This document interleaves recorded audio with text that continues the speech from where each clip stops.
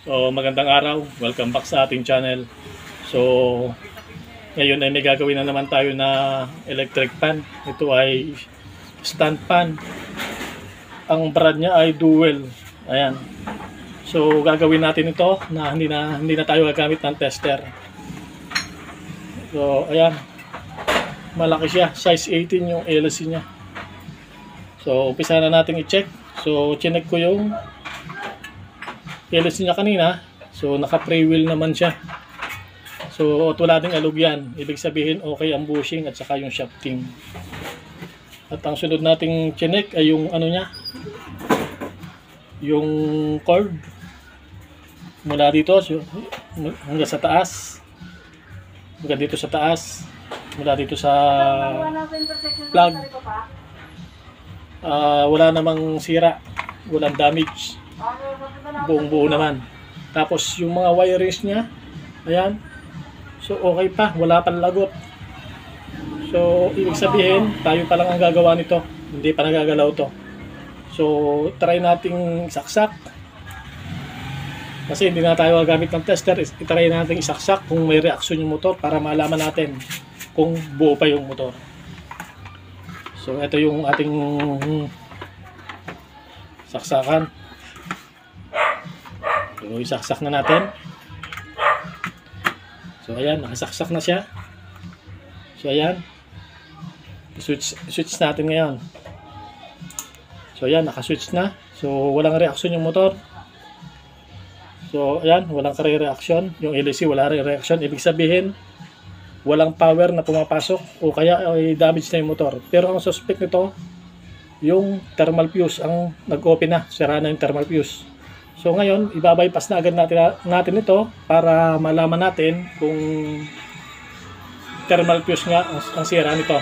So set up ko lang ating camera para magawa na natin. So ayan, nakaset up na tayo. So magbabypass na tayo. So ang ating unang kukuhanin, hahanapin ay yung common. So ang common palagi niyan ay yung linya na hindi dumaan sa switch. Yun yung common. Hindi dumaan sa switch. Diretso siya sa plug. Diretso siya dito. Ito. Nakakabit siya dito, diretso. Yan. So yan yung common, yung red na nakakabit sa blue. So yan. Blue nga, blue. Wala ko green. So tapos yung linya ng nakakabit sa switch, wag natin pansinin yan. Hindi natin kailangan galawin yan.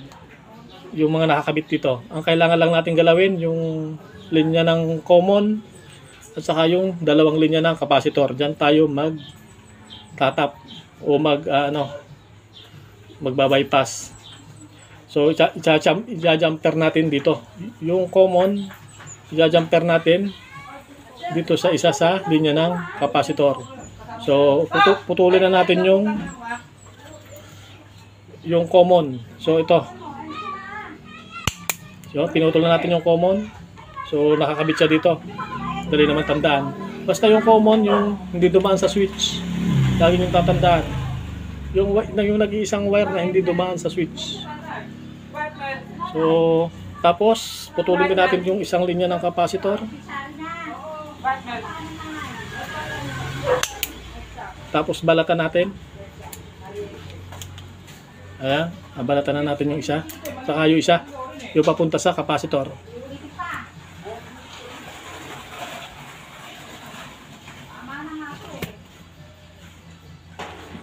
Yan, nabalatan na natin yung pinutol natin na line ng capacitor. So ngayon, yung pinutol natin na common, i-jumper natin dito sa, o itatap natin dito sa pinutol natin. Pagsama-samahin natin sila. So ayun, nakakabit na. Tapos dito,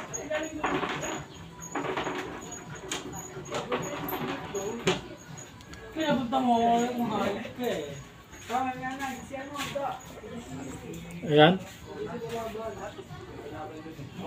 So, ikakabit ko lang muna. So, ayan. I-number lang natin yung linya na gagawin natin common na kinuha natin dito sa papunta ng plug niya. So, doon sa isang linya ng capacitor. So, pinutol natin yung linya ng capacitor, ikinabit natin yung common. So, ayan.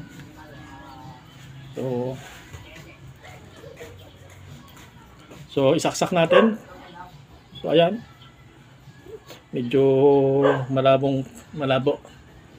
So, ayan. Kinabit lang natin yung pinutol natin kanina dito sa linya ng capacitor.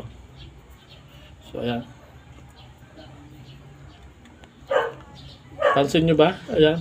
Magkakasama na sila dyan tatlo. So, isasaksak natin. Titingnan natin kung aandar siya. So, nakakawang naman siya. So, wala naman siya lalapatan. Hindi naman siya lalapat dito sa body. So, konting ingat na lang para safe. So, isaksak na natin.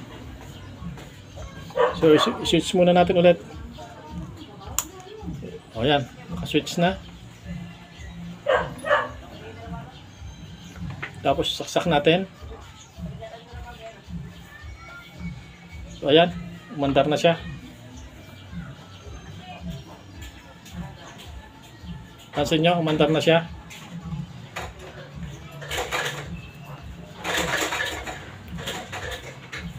Ayan, umaandar na siya. Ibig sabihin, ang sira nga nito ay yung thermal fuse. So, ayan. So, okay na. Nagawa na natin. Binaipas lang natin. Okay, hinugot ko na sa saksakan. So, ayan. So, kung dito natin tinap yan sa kabila, babaliktad lang ang ikot niyan. Pero tama na yung ikot na nakuha natin. So, hindi na natin ito papakialaman. So, okay na. Iti-tape ko lang yan ng ayos. At bubuuin na natin. So, ayan. Na-tape na natin. Lagyan na natin ng electrical tape. So, ulitin natin. So, pinuto lang natin yung common papunta sa motor. So, ang kinuha natin yung linya ito yung linya ng common na papunta sa motor. Hindi na natin ginamit. Pababayaan na natin yan kasi wala na yan. So, ang kinuha natin ay yung linya na pinutol natin na galing sa plug. Yung galing sa plug na yon, i-connect natin dito sa isang linya ng capacitor. So, ayan, i-tape na natin. So, kung nagkamali kayo ng kabit, doon nyo na ikabit sa kabila, babaligtad lang ang ikot niyan. Pag nagkaganon, ilipat nyo na lang ulit sa kabila para makuha nyo yung tamang ikot. So, okay na tayo. Tapos na tayo. Isasaksak na natin to. Titingnan na natin kung gumana na ng ayos. So, ayan. So, isasaksak ulit natin. Titingnan natin yung speed naman niya. So, ayan. Maandar na. So, hindi ko muna pala ito tatakpan kasi lilinisan ko pa.